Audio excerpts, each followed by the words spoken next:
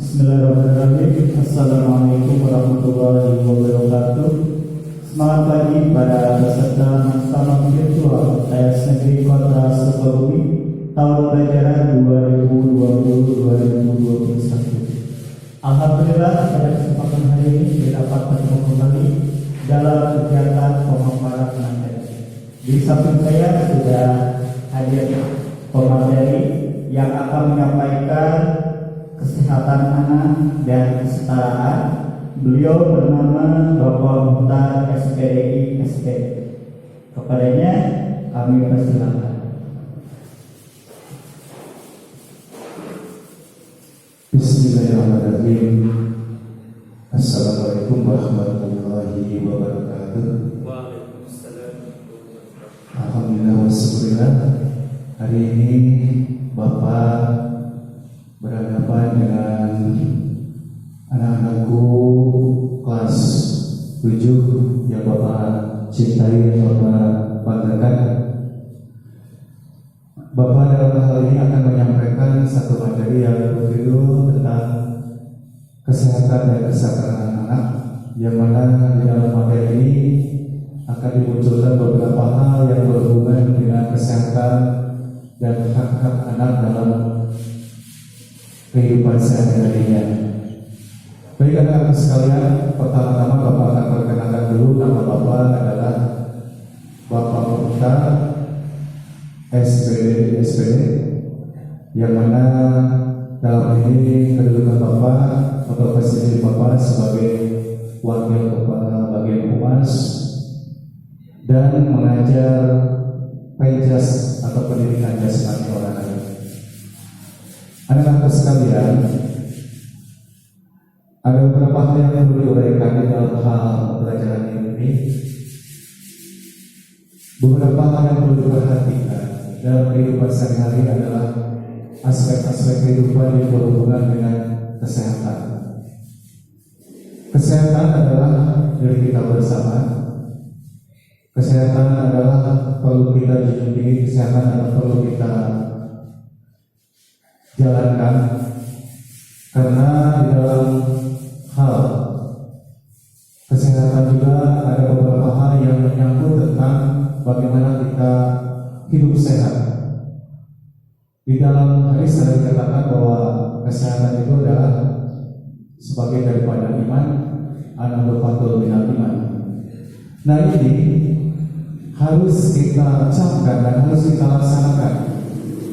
Apalagi di dalam situasi COVID seperti ini, kalian harus memperhatikan hal-hal yang berhubungan dengan kehidupan atau sepak terjang kalian di dalam hal bagaimana kita akan melaksanakan kesehatan itu dengan baik.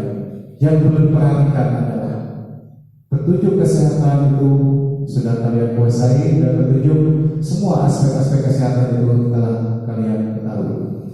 Tapi ada beberapa hal yang perlu Bapak sampaikan di sini secara teori, bahwa kesehatan adalah merupakan hal yang wajib kita laksanakan. Karena tanpa kita hidup sehat, hidup bersih, hidup dalam hal untuk beribadah juga harus bersih.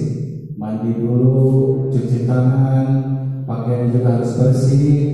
Apabila habis melaksanakan tugas atau bermain juga harus kita bagaimana setelah makan dan sebelum makan minum juga harus cuci tangan agar tangan kita, badan kita selalu bersih dan selalu higienis. Nah, pemaparan yang pertama adalah sebelum ke kesehatan, mestinya kita masalah kompleknya dulu, masalah ekonomi dan psikososial. Yang kompleks sangat berpengaruh terhadap kesehatan dan kesejahteraan anak. Masalah kesehatan anak tersebut terkait dengan yang pertama adalah hak kita adalah jaminan asuransi kesehatan yang pertama. Yang kedua, pelayanan kesehatan. Yang ketiga, pelayanan kesehatan primer yang mudah dijangkau dan pelayanan preventif dan kualitas sesuai standar pelayanan kesehatan anak. Selanjutnya yang ketiga, pelayanan ibu hamil dan melahirkan itu juga adalah kesehatan buat anak yang ada dalam kandungan. Kelahiran pada wanita yang tidak menikah, section yang meninggal, itu juga ada perlindungan terhadap hal-hal seperti itu. Kelahiran prematur dan bayi dengan berat lahir rendah, itu juga ada satu konteks untuk pelayanan terhadap anak. Selanjutnya, apa yang disampaikan dalam hal kesehatan juga kita akan mengenal dengan hak kita sebagai warga negara Indonesia yang mendapatkan satu pelayanan BPJS Kesehatan, ada juga KIS, Kartu Indonesia Sehat, itu harus juga didapatkan oleh warga negara Indonesia. Nah, ini juga adalah program pemerintah yang mengatur atau melayani masyarakat bila atau ada yang sakit, itu mestinya dilayani oleh dan difasilitasi oleh negara. Baik anak-anak sekalian, hal tersebut yang Bapak sampaikan mudah-mudahan bisa dicatat dan sebagainya atau diambil kesimpulan-kesimpulannya. Yang pertama tadi adalah yang Bapak sampaikan tentang jaminan asuransi kesehatan. Jaminan asuransi kesehatan ini ada yang jaminan yang bentuknya dari PNS atau di luar PNS atau masyarakat biasa, itu juga ada aturannya. Yang kedua, pelayanan kesehatan primer yang mudah dijangkau dan pelayanan preventif dan kuratif sesuai standar pelayanan kesehatan anak. Nah, ini yang perlu diperhatikan, pelayanan secara primer, karena masyarakat memerlukan standar kesehatan itu yang betul-betul mendapat perhatian dari masyarakat luas. Karena apabila sesuatu hal yang berhubungan dengan kesehatan tanpa ada pelayanan dan jaminan yang betul-betul yang memuaskan masyarakat, itu juga akan menimbulkan satu permasalahan di dalam kehidupan bermasyarakat. Baik, secara global, bahwa kesehatan itu merupakan hak masyarakat, terutama sanitasi air, lingkungan, atau juga kesehatan warga yang memang perlu kita kembangkan di dalam kehidupan sehari-hari, juga merupakan hal yang wajib untuk diselenggarakan. Selanjutnya, yang ketiga, pelayanan orang tua atau ibu yang melahirkan juga ada pelayanannya. Ini juga merupakan satu hak bagi warga masyarakat. Kalau di warga masyarakat juga ada yang namanya di KRW, namanya posyandu. Posyandu ini juga merupakan satu pelayanan yang diberikan atau diberikan hak kepada masyarakat agar setiap 1 bulan sekali ada penimbangan balita, yaitu bayi di bawah 5 tahun atau juga balita bayi 3 tahun dan sebagainya. Nah, ini program-program ini merupakan adalah kajian untuk supaya masyarakat memperhatikan pola hidup yang betul-betul diperlukan. Karena kalau bayinya kurang sehat, bayi yang tidak diimunisasi, bayinya juga tidak diperiksa dan sebagainya, dengan adanya aspek-aspek yang perlu dikembangkan di masyarakat seperti ibu-ibu posyandu yang itu merupakan ditunjuk oleh RT RW-nya, ini juga sangat-sangat luar biasa untuk kehidupan kita sehari-hari. Anak-anak sekalian, selanjutnya kita kembali ke tentang kehidupan sehari-hari kita sebagai siswa-siswi MTS Negeri Kota Sukabumi, yang mana pada hari ini kita dalam keadaan tidak bisa bertatap muka dalam hal pembelajaran, tidak bisa berkumpul dengan guru, tidak bisa berkumpul dengan teman-teman satu kelas, teman-teman dengan kelas yang lain. Nah, ini juga merupakan satu permasalahan. Kenapa sekolah ini sampai sekarang belum melaksanakan hal itu? Ini karena adalah kebijakan pemerintah yang memang betul-betul pemerintah sangat sekali memperhatikan aspek-aspek kesehatan masyarakat. yang perlu diperhatikan, terutama karena masyarakat kita itu adalah berbeda. Kadang-kadang ada yang mengerti, juga ada yang tidak mengerti, dan ini juga merupakan satu pertanyaan buat kita. Mungkin kenapa ya tidak selalu sekolah, karena sudah lama hidup dengan sekolah dan sebagainya. Ini merupakan keinginan kita, keinginan siswa juga keinginan guru. Guru juga sama dengan kalian sebagai siswa yang menginginkan tetap dekat dengan kalian. Sama-sama juga ingin memberikan satu materi kepada kalian, dan kalian akan menerima materi-materi yang akan diberikan oleh guru. Nah, hal-hal seperti ini mungkin pemerintah sudah memberikan satu gagasan yang namanya protokol kesehatan.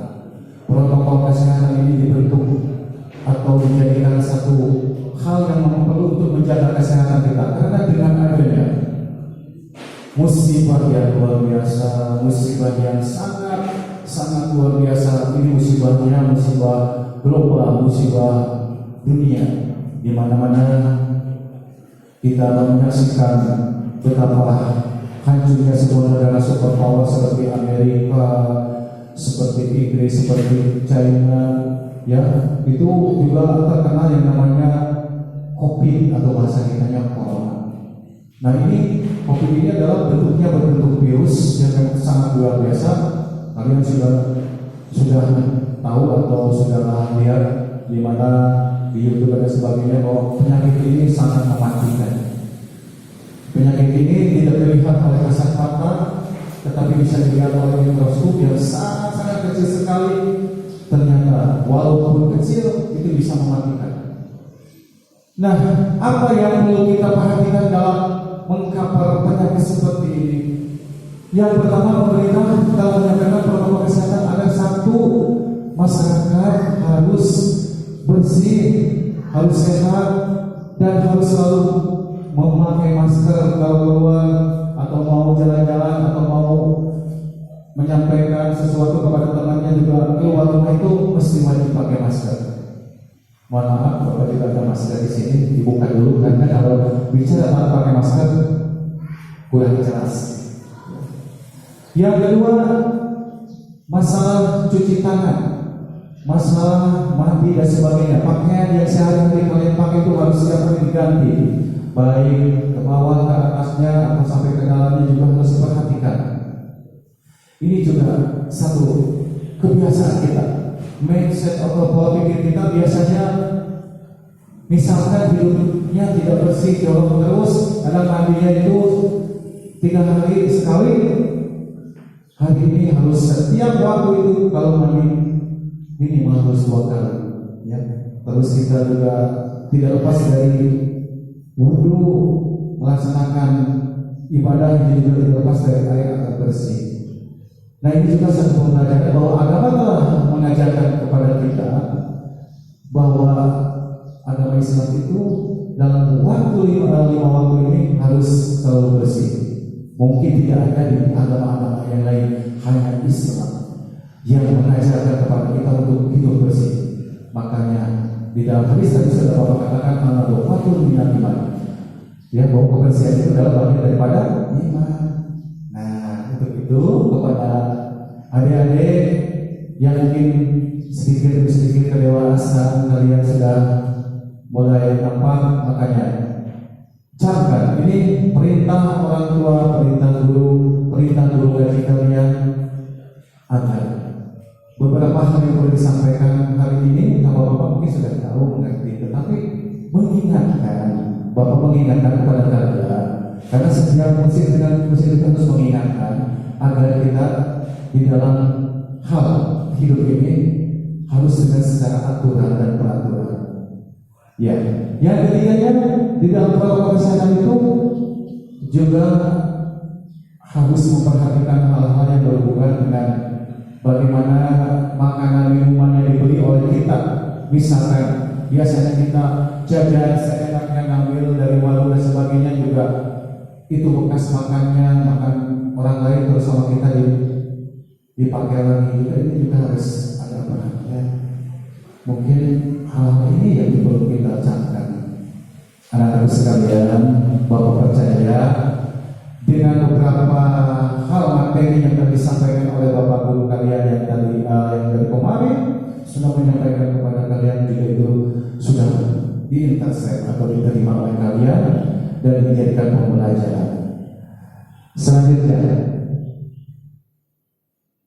tentang kesenjangan atau kesetaraan anak dalam hal bagaimana melihat kita aspek dari sosial dan budaya.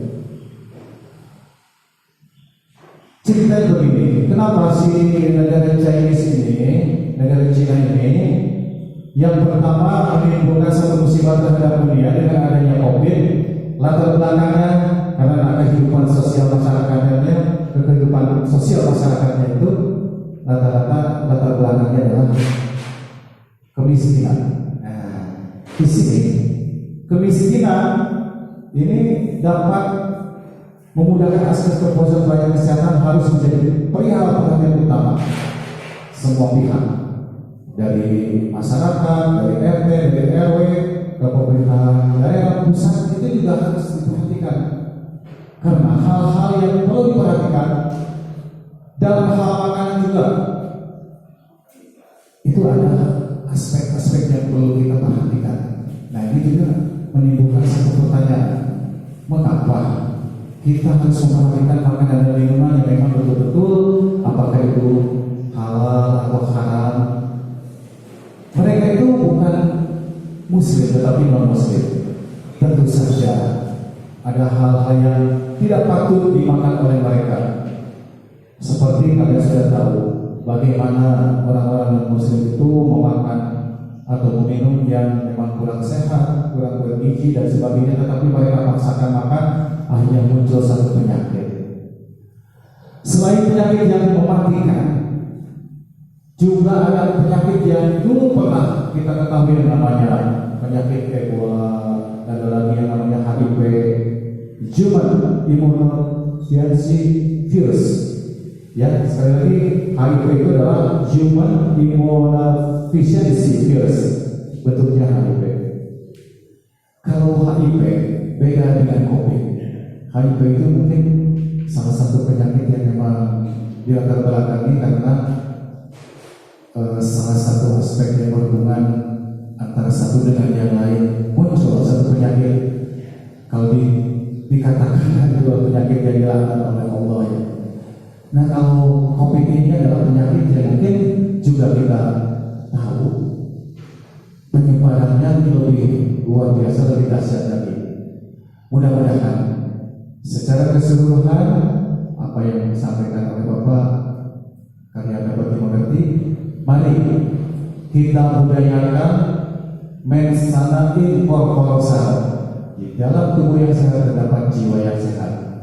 Ya, ini juga satu moto yang memang untuk memacu kita. Bagaimana kalau kita melaksanakan satu kegiatan olahraga yang dapat menyehatkan badan kita supaya kita selalu bugar, selalu kita sehat. Tapi aturannya harus ada. Harus selalu pakai masker. Ya, harus selalu pakai masker karena tidak tahu bahwa udara kita itu ada terkombinasi dengan virus-virus COVID atau virus corona. Yang kedua, harus kita membuat satu budaya. Budaya itu salah satunya adalah dulu ada semboyan waktu zaman pemerintahan yang lama namanya memasyarakatkan olahraga dan mengolahragakan masyarakat. Ini juga wajib dirasakan oleh warga masyarakat karena kalau kita sehat, kalau kita badan kita segar, kalau kita badan kita bugar, kita bisa dapat melaksanakan pembelajaran sehat, ibadah juga harus sehat, ya. Dan segala hal yang berhubungan dengan kesehatan itu meliputi beberapa aspek yang memang betul-betul luar biasa. Karena kalau kita sakit, bagaimana kita mau bisa belajar di sekolah, kelihatan ngantuk, loyo, tidak semangat, disuruh hari sama guru olahraga malah berjongkok terus, ya, malah tidak bisa bergerak. Ditanya sama guru, "Dek, kenapa kamu nggak ikut olahraga?" "Aduh, Pak, sakit kepala, pusing dan sebagainya. Nah ini ternyata juga satu pembelajaran bahwa kita kalau saat itu kita bisa berpikir dengan jernih bagaimana kita bisa menyelesaikan pembelajaran bahasa Sunda misalkan ya. Bagaimana kita bisa menyelesaikan pembelajaran matematika yang sulit, bahasa Arab. Di MTS ini kan pembelajarannya sangat banyak sekali. Nah ini juga mungkin kalau kita tidak mengerti atau tidak merasakan hal-hal yang berhubungan dengan kesehatan, malah kita ketinggalan. Nilai kita atau prospek kita dalam hal belajar juga tidak semangat, dan ini juga bisa menimbulkan satu problem di dalam kehidupan kita sehari-hari. Baik adik-adik yang Bapak cintai, ini adalah awal pertemuan di dalam hal pembelajaran secara online.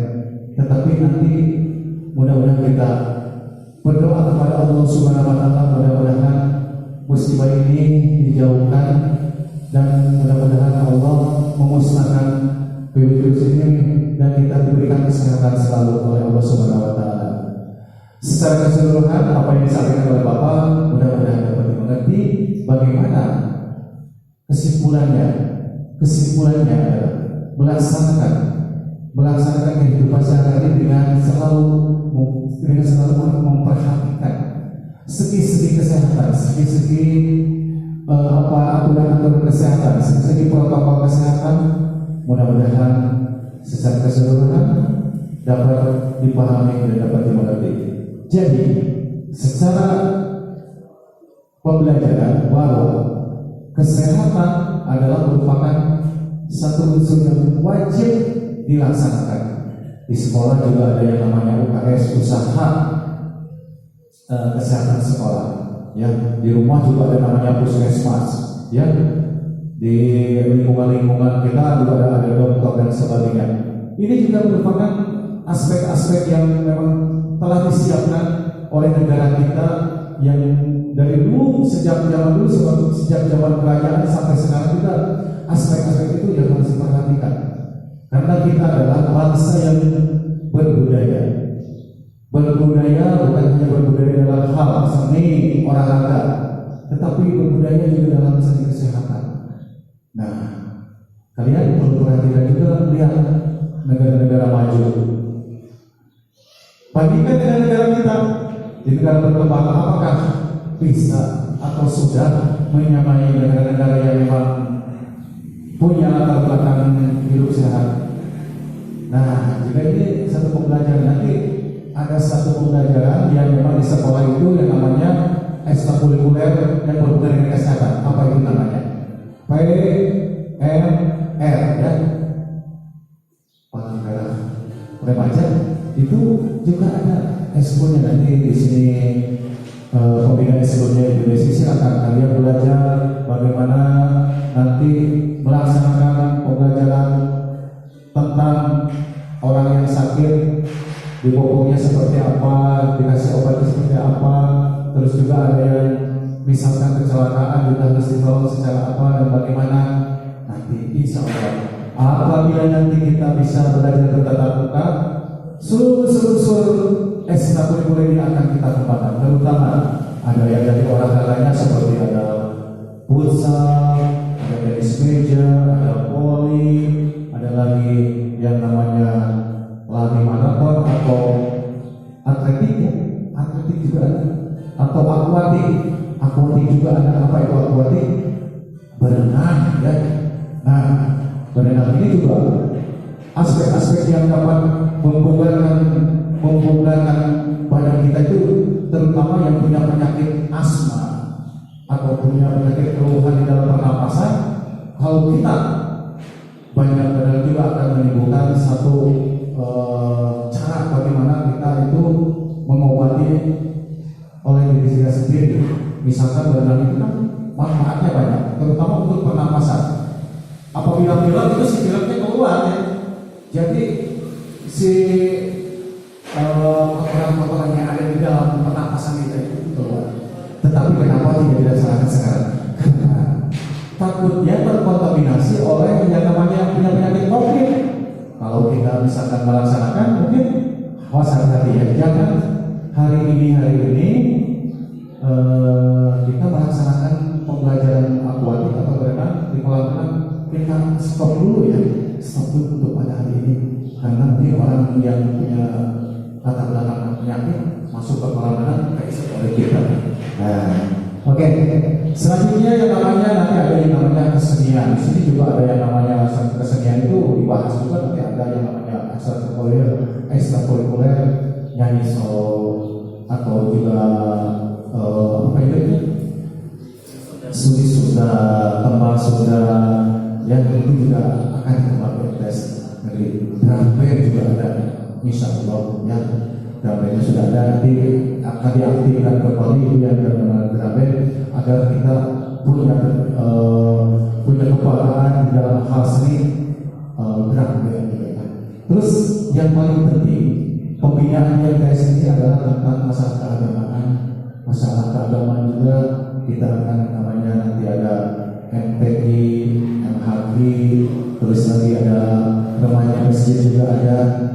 Silakan kepada kalian anak-anak besar kalian, kalau punya kemampuan, talenta yang memang sudah kita punyai, masuk kepada unsur-unsur hal tersebut agar kita dapat berkembang memberikan prestasi selain prestasi akademik. Sedikit banyak dalam Bapak sampaikan, mudah-mudahan ada waktu atau ada manfaatnya. Apabila ada kesalahan Bapak dalam hal penyampaian, apabila ada yang kurang jelas, di lain kali mudah-mudahan kita dapat dipertemukan secara terbuka. Terima kasih atas perhatian anak-anak besar kalian. Mungkin sedikit aja, tidak banyak, tidak lebar. Wassalamualaikum warahmatullahi wabarakatuh. Waalaikumsalam warahmatullahi wabarakatuh. Terima kasih atas pemaparan materi yang telah disampaikan oleh Bapak Muhtar dengan judul Kesehatan Anak dan Kesetaraan. Kembali mengingatkan, jangan lupa kirimkan hasil laporan kegiatan bersama dalam link yang telah diberikan oleh panitia. Terima kasih atas perhatiannya. Assalamualaikum warahmatullahi wabarakatuh.